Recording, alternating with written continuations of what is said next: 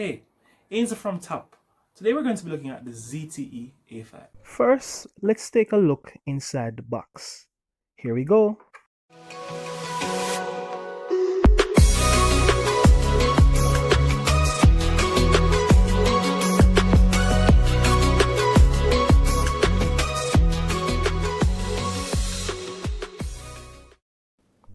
Nothing too impressive with the accessories. You get a very cheap earphone, a regular USB cable, and a charging brick. No free case comes inside the box, which is a little disappointing.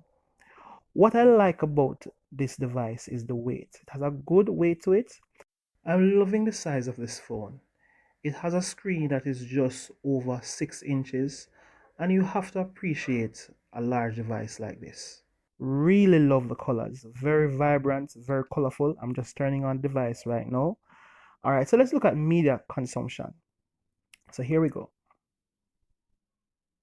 All right, let me get right here. Okay. I'm on YouTube and I'm loving the viewing angles right here. They're not bright all the time, but the screen is bright. I am not loving this audio. I'll let you listen a little while, but I'm loving the screen.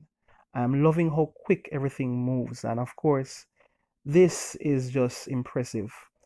Now let us look in the Play Store and see if I can find a application just to test out this processor. This is a quad-core device with a 1.6 gigahertz processor and 2 gigs of RAM, which is quite snappy for the task it needs to provide. I'm going to be running a few games and looking how they perform. I'm loving how smooth the games are. This is Asphalt 9. Loving how smooth this game is. Display makes a difference when you're using an app because your fingers are not covering up too much of the screen. So that 6.2 inches is, a welcome move by ZTE. Of course, it's running a Helios P22 octa-core processor, 2 gigahertz. These games are not going to run on full settings, but you will get smooth gameplay, and I am impressed at just the amount of games that you can play, which is a good indication that you can use a lot of applications as well. So Zoom for classes, Google Classroom, those applications will run smoothly. Let's take a look at the camera. It has 2 cameras at the back and a flash. The main camera is 13 megapixel and the support camera is 2 megapixel. So it's a dual camera setup. This is actual footage being shot on the ZTE, and I'm loving it. I'm loving the color saturation. I'm loving how stable the image is for the footage. Pretty impressive for a budget phone.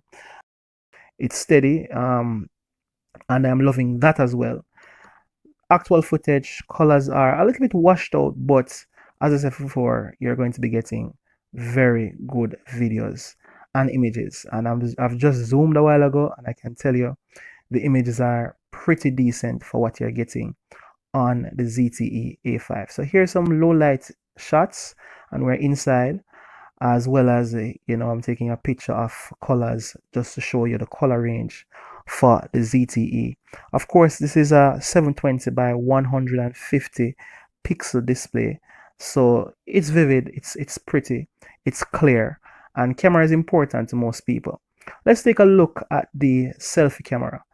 It's not too impressive, but it's very decent, and you will get good shots with the 8 megapixel front camera. This is a low light shot, and as you can see, you're clearly recognizing what's going on. All in all, the ZTE cameras really impress.